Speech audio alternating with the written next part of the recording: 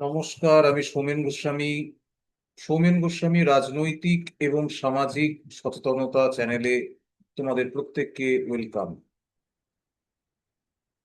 আমি বিগত বেশ কয়েক বছর ধরে সিভিল সার্ভিস এক্সামিনেশন এবং আদার্স কম্পিটিটিভ এক্সামে ইন্ডিয়ান পলিটি কনস্টিটিউশন এবং ইন্ডিয়ান ইকোনমি হিস্ট্রি পড়িয়ে আসছি।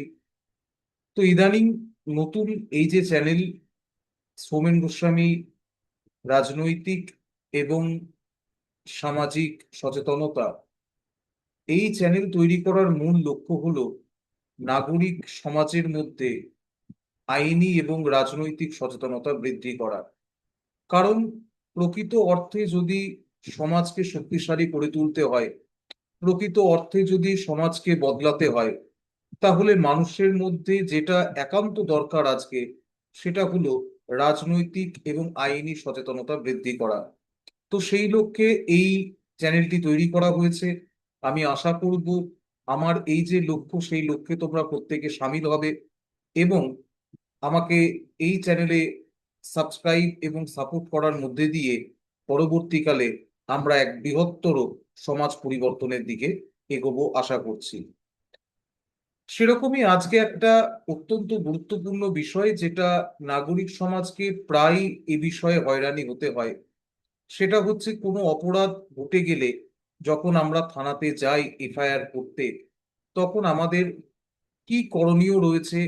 যদি পুলিশ অফিসার আমাদের এফআইআর নিতে রাজি না হয় বা অসম্মতি জানায়, তাহলেই বা আমাদের কোন কোন আইনি অধিকার রয়েছে, আমরা কিভাবে নিজেদের বিরুদ্ধে ঘটে যাওয়া অন্যায়ের যে প্রতিকার রয়েছে সেটা আমরা কিভাবে পাবো, সেটা আজ আমরা জানার চেষ্টা করব।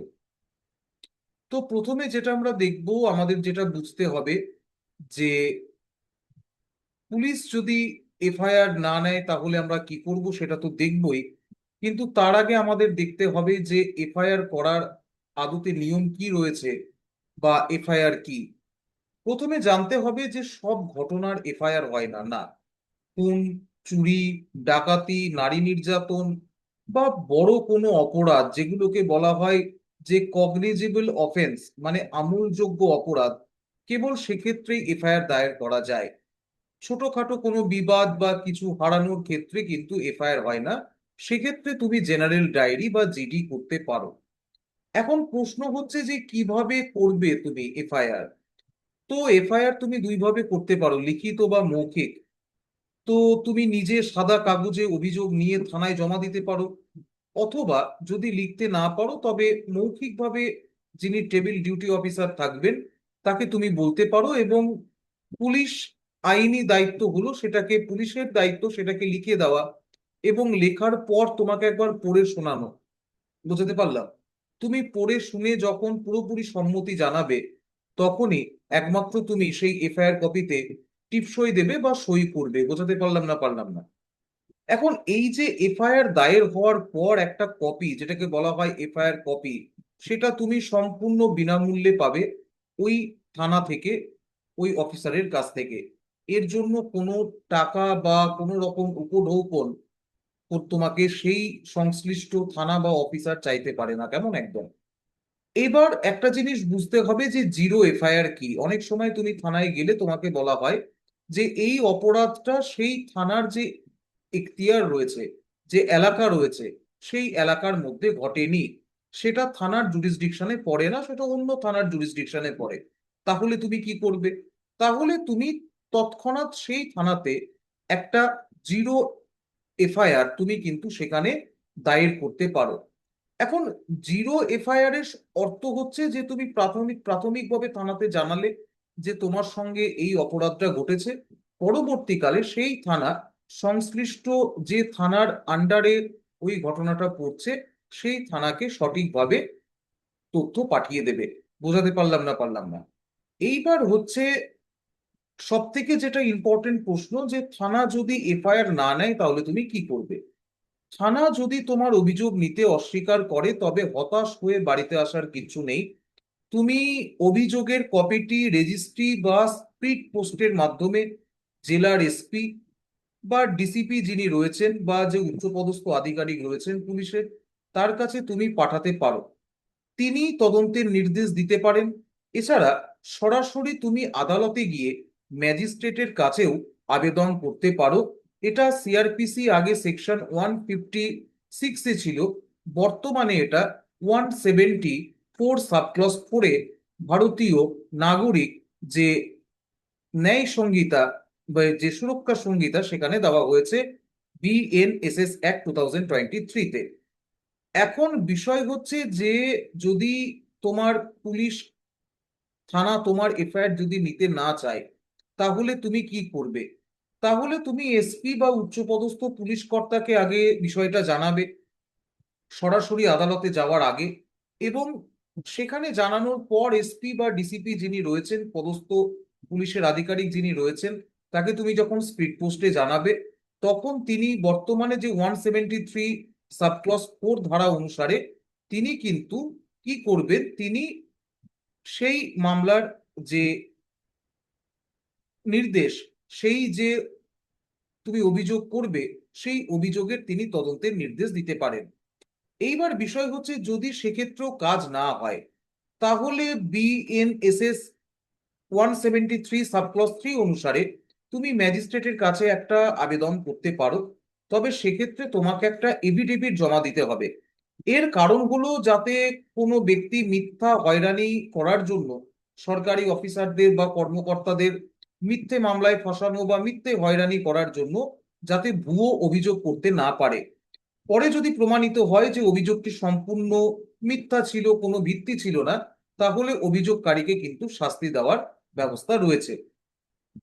এখন নতুন যে বিএনএসএস আইন রয়েছে, সেখানে ম্যাজিস্ট্রেট সরাসরি এফআইআর করার নির্দেশ দেওয়ার আগে সংশ্লিষ্ট থানার পুলিশ আধিকারিককে ডেকে বক্তব্য শোনার সুযোগ দিতে পারেন যে কেন নেয়নি, এবং পরে শুনে যদি মনে হয় যে সেই বিষয়ে এফআইআর লঞ্চ করার দরকার পড়েছে, এফআইআর দায়ের করার দরকার আছে, তাহলে ম্যাজিস্ট্রেট কিন্তু নির্দেশ দিতে পারে। বোঝাতে পারলাম না?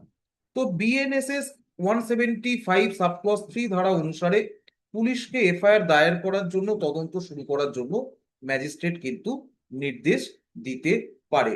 এগুলো কিন্তু মনে রাখবে। তাহলে একটা জিনিস সবসময় আমরা দেখলাম যে এফআইআর কি, জিরো এফআইআর কখন দায়ের করা যায়। এবার আমরা দেখব যে পুলিশ যদি তোমাকে অকারণে হয়রানি করায় অন্যায়ভাবে, তাহলে তুমি কি করবে? তো সাধারণ মানুষের পুলিশ নিয়ে অনেক ভয় থাকে, তা দূর করার জন্য কতগুলো অধিকার তোমার কনস্টিটিউশনে রয়েছে। তো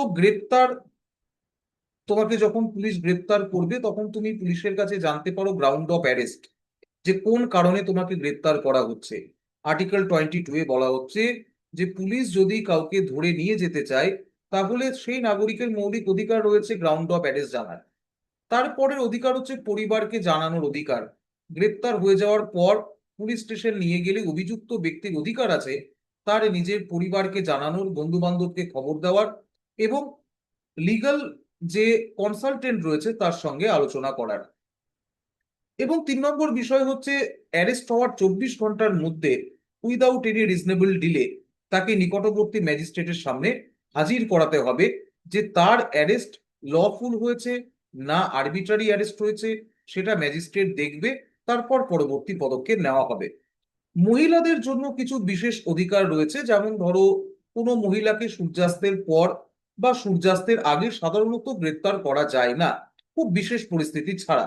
এছাড়াও কোনো মহিলাকে গ্রেপ্তার বা তার দেহ তল্লাশির সময় একজন মহিলা পুলিশ অবশ্যই সেখানে সেই স্থানে থাকা বাধ্যতামূলক।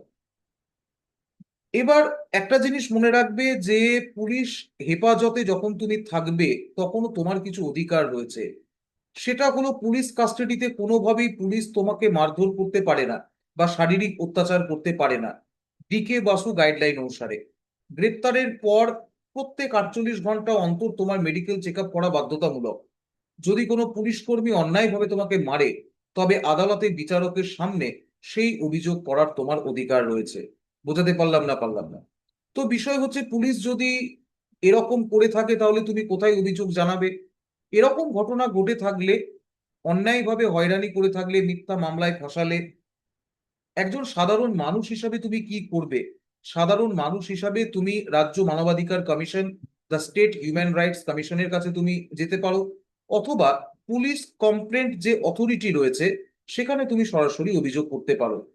তাহলে আজকে আমি তোমাদের বোঝাতে পারলাম যে কিভাবে as a concern citizen of India তোমার কি কি অধিকার রয়েছে, তুমি এফআইআর করতে গেলে তোমার কোন কোন কনস্টিটিউশনাল রাইটস রয়েছে, বিএনএসএস এ তোমাকে কোন কোন রাইট দেওয়া হয়েছে।